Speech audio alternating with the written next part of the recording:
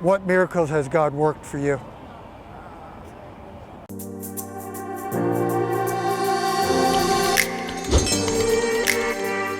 Well, he gave me a miracle in my stomach. Your stomach? Mm-hmm. Or you mean you're No, I was. pregnant? Yeah. And did you give birth? All right, let's talk about the video here. Oh, man. Yeah.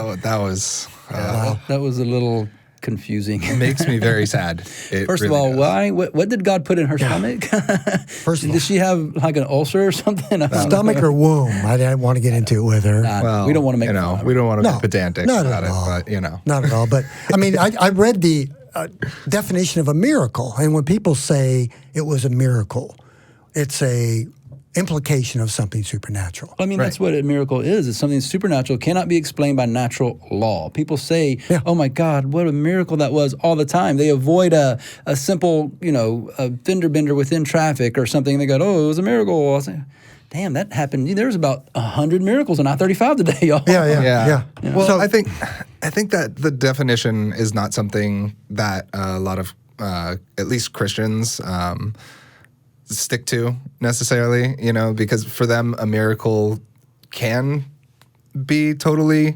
explained naturally. It's just maybe something that's unlikely, like for the fender bender, oh, it's a miracle it wasn't a bigger accident. Yeah. Is Is it the way you use the definition of the word, how you use the word? Yeah. It is. To me, it's a supernatural connotation, though, when I hear that. Oh, yeah. Well, always. Now if Always, we're talking about what a real miracle is, yes, it is a supernatural thing that happens, but with the way people use it, that's not what they mean. Right, exactly. That's what Josh is saying, well, right? no. I'm saying they're saying that. It's just they're not saying that it can't be explained naturally.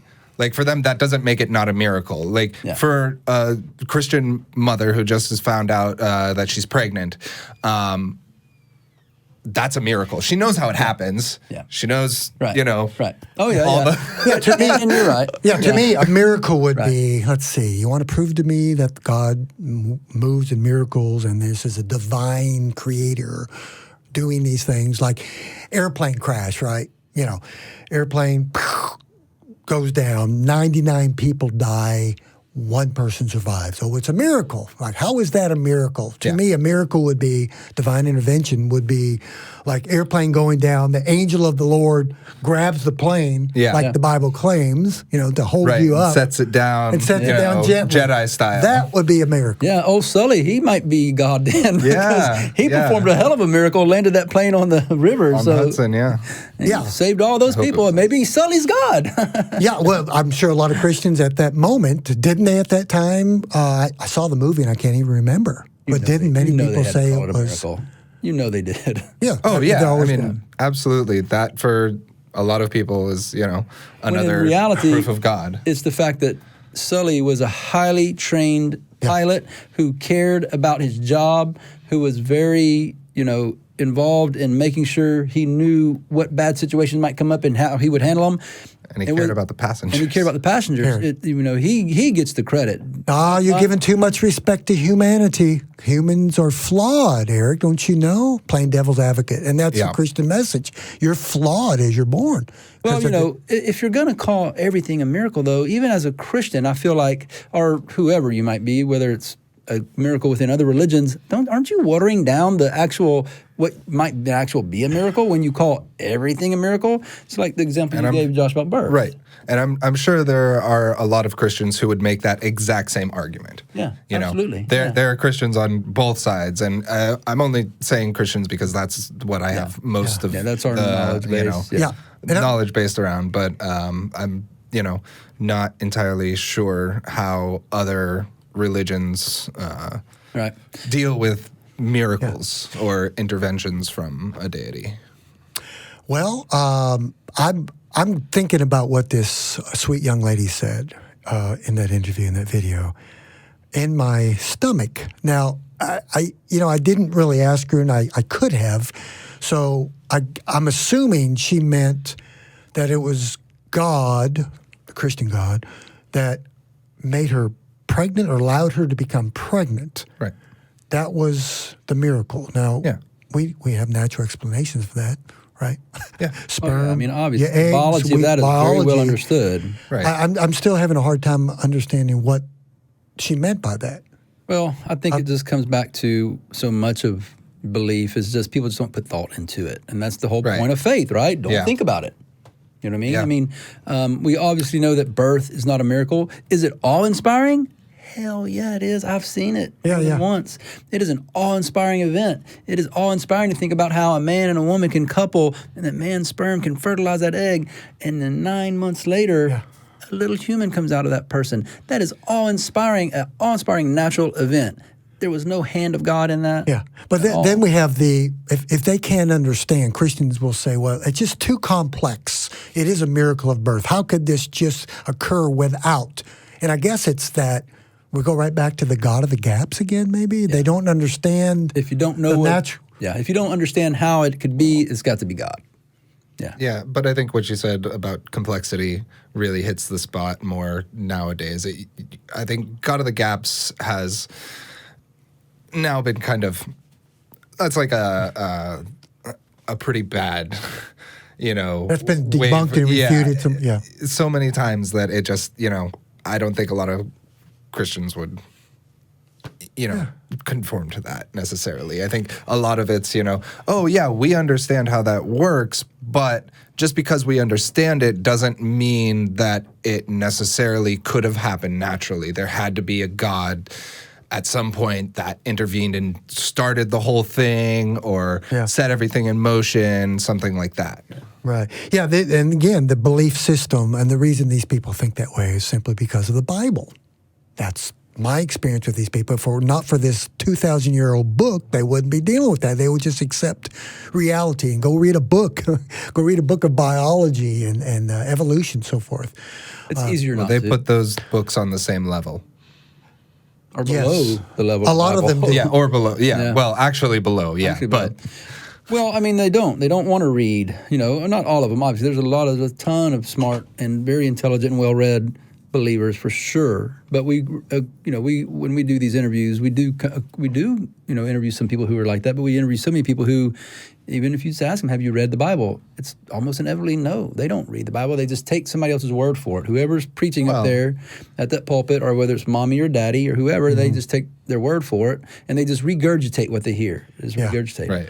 Yeah, and they're not taking the Bible, like you just said, Eric, they don't really know the Bible, most of them. But the miracles, alleged miracles in the New Testament, Matthew, Mark, Luke, John, the Gospels, through the epistles and the book of Acts, and even back in the Old Testament, these were not half-assed miracles like, it was a miracle. No, it was a complete supernatural demonstration of this person was blind, now they see. This person walked on water. This person was risen from the dead. They didn't half-ass walk on water. Yeah. Or they weren't half-ass healed. It was this a total. This person split an entire sea in two. Now that's a miracle. Right? Because if someone could do that, I would not necessarily believe in God immediately because we don't know what caused that, know how that or happened. how it happened, but it would certainly make me go, okay, there's way more to reality than what anyone could have ever believed. Well, the things that you said, though, David,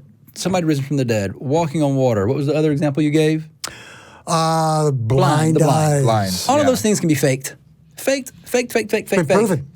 It can be faked. Yeah. So who's to say that any of those things, even if people saw it happen and, oh my God, look what he did for this guy, was that guy really blind to begin with? Was he a ringer? Yeah. Because it happens in churches. Benny Hinn, y'all. Benny Hinn. Yeah. He does it every damn day. Yeah. And it's so obviously false. And so, to me, but people believe that nonsense. Why doesn't Benny Hinn, if he believes, these type of preachers, I used to do that. I prayed for thousands of people, never saw any miracles. It was all in my head. That's what it is. But I never saw anything really happen. But why don't these guys who believe in all these miracles in the name of Jesus, like the Bible says, go to like children's hospitals? Yeah, absolutely. Why are they doctors? Go cure some people. Because that would actually put their abilities to the test. Yes. You mean you can test God, Josh? You can put this thing to the test? Most of the things that people claim, absolutely. Yeah, we can test it. Yeah. Well, that young lady also seemed to be possibly a Mexican-American. I wasn't there, but Yes. skin tone and everything. And even if she was, it doesn't, whatever. That's not my point. Yeah. So she said, miracle, God put this baby in my stomach. Well, and so a lot of Mexican Americans are Catholic. The Catholic Church has very specific criteria for what a miracle is. Because to be a saint, you've got to be shown to have performed a miracle. Is that not right? I don't know. It is. I'm not sure. It is. And the Catholic churches, they do a big investigation about whether that thing that people said, like Mother Teresa, I think she was just elevated to sainthood, wasn't she? Or she's in the process. Either way, it just was said by the Catholic Church that, yes, this thing that she did, and I can't remember what the thing was supposed to be, is a miracle because they investigated it very thoroughly and they have determined that, yes, it was a miracle. So she's on her way to being proclaimed a saint, apparently. Yeah, I don't know. I've heard a lot of things to the contrary about Mother Teresa. Well, me too. My point being that there's criteria. Even within the Catholic Church, there's criteria. They don't just call everything a miracle. I mean, I don't know for a fact, but I'm pretty sure that, a real, a real Catholic investigator who's doing these investigation of miracles would come to that young lady, and if she said, "Oh, that was a miracle," and he'd say, "It wasn't a miracle, baby." Yeah, definitely. Yeah. Definitely the higher ups. That's what I was saying before. There are plenty of people who would say, "Yeah, no, what these people are calling are miracles are definitely not miracles." Right. It's more of a colloquial term.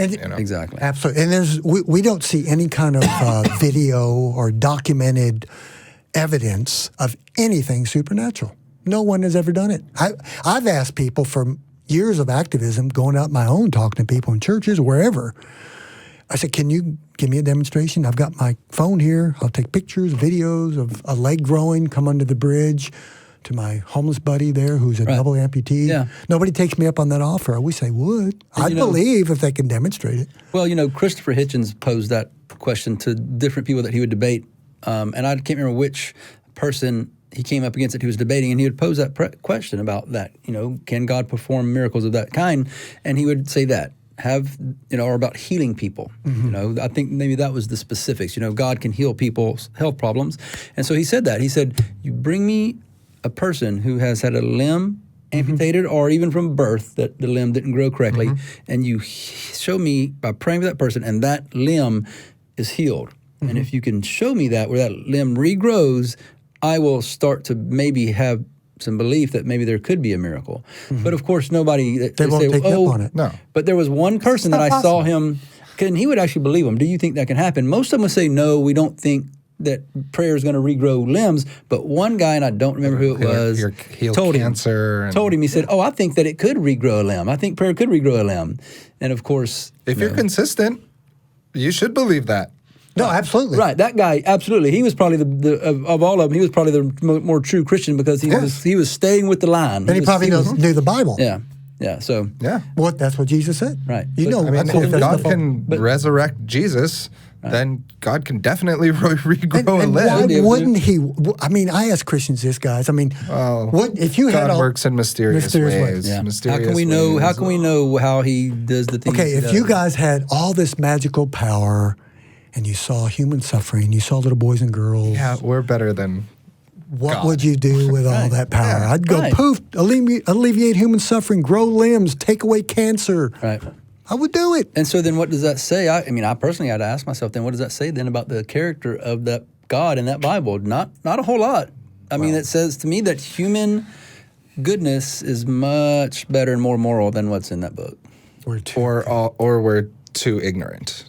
That's what Christians would say. That's what religious people would say. We're too ignorant. We don't understand the implications of making everybody happy on earth and everybody having a decent, good life. Yeah. That there would be negative implications to that we just can't see, and only God can see it. It's impossible for us. Like, these people believe it's impossible for everybody to be happy. I think functionally, in reality, it's probably impossible at the current moment, but who knows? Maybe one day we will have the ability to, take away those natural emotions of like anger and sadness. And, you know, if we live in a society that's so technologically advanced that we don't have to, there's no, you know, benefit to actually getting angry. There's no benefit to actually being sad because we could solve these problems in a healthy way. A rational way. Why wouldn't we do that? Why wouldn't we do that? Yeah. And why would that be impossible? Yeah, we do have some examples of that across the pond in other countries. It's not perfect, but it's better, where there's less stress, there's less violence. And Way less violence. I thought you were saying there's examples of altering people's emotions. No, I was like, where? What? Yeah, no, you were like, what the hell was David talking about? He still believes. No, I don't.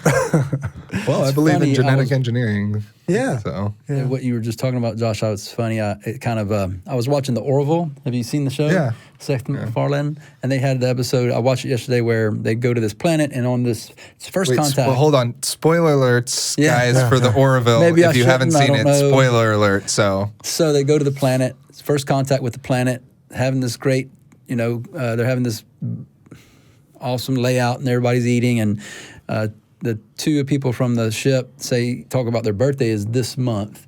And the people from the planet just freak out, take them into custody, blah, blah, blah. And the whole reason being is that in their belief, they believe is based on astrology, and anybody born in that month is inherently a violent person, so they're taken out of society at birth. So the minute they're born, they're put into camps, Wow. And, spoiler alert for me. This is an episode I haven't seen. So I hope I didn't jack that up for y'all, but that was just kind of made me think about that. That sets up the premise. Not really a spoiler. Okay. So what do we do, guys, when we talk to believers, when they say, oh, I've seen miracles, other than we ask them, what was that miracle? We like to hear that, but is it our responsibility to question them on this stuff? To question them, sure. And responsibility. Yeah, I don't think responsibility is the right way to put it. We have when we ask the question, we have the right to refute it. Yeah, absolutely. Yeah. Yeah, we can question it. I don't know that we have a responsibility to question it. That is a tough one, and that is a question that would have to be fleshed out over more than the 3 or 4 minutes we got left here. Yeah. So good. You're timing it. I haven't been timing it. Neither I really, but I'm just guessing. Your internal. I was going to say your internal moral compass. Oops, I meant. Well, you do have that too, but your internal clock, like Seinfeld used to do. Remember on Seinfeld? Not Seinfeld. Though, Kramer. He used to put his little internal clock on. He'd wake up in the morning. Yeah. Now that would be a miracle if it happened all the time, right? If he could do that every time. Maybe. But going back to what Josh said, not really. Yeah. Parting of the Red Sea. If that really happened, if somebody could show that, it to us. I would absolutely. I would go back to reading that book again in a way with a less jaundiced eye. Yeah. Okay. Let's leave an open invite for all believers. Show us. Yeah. I It's got a miracle. We got videos right here. Show us something. Grow a leg, grow a limb. Preferably, you could come to us and we could see it in person, because videos, just like we all know, can be altered and faked. Yeah. But if you think you got one on video, please show it to us. We would like to see it without a doubt. Sure. Yeah, and confirmed. Absolutely. And tested in every way to make sure it's not a scam. Well, send us whatever you got. Yeah. And I can even quote the Bible to you, like I've done with Christians all the time. Jesus said, whatever you ask in prayer, believe, and you shall receive. Nothing shall be impossible to you if you believe. Nothing. Really? Put it to the test. That's very testable. So we hear these claims all the time, guys. I think it's very entertaining to listen to people's stories about miracles and supernaturalism. I do too. I think it's entertaining, but it also makes me a little worried for our society, in particular, American society, that such a large percentage of our population buy into this and believe in its magical wish thinking. It's to me, it's no different than wishing on a star. You see that shooting star, you make that wish. Or wishing with blowing out your birthday candles. It's all comparable to me. It's wish thinking. Yeah, it is. It's magical thinking. It's magical. Yeah. You think the human species will eventually outgrow that, mature out of that type of thinking? I do think so, but I think it'll be a long time. Yeah. If we survive. True that. Yeah. Yeah, if we survive. Let's hope we do. I'm an That's not optimist. necessarily, by our own hand. Like a bad disease could wipe us out. A comet could strike the earth. I mean, things could happen. well, not an asteroid. So enjoy your lives now, y'all, because Thank you. This is the only Keep one me you on the get. straight and narrow. Yeah. All right. I think we've done probably about as much damage or we could do with miracles today. We could probably go for hours on this topic. yeah, So. definitely. All right. Thank you for watching the Atheist Vanguard. Have a wonderful day. Bye. See y'all Bye, next time, guys. guys.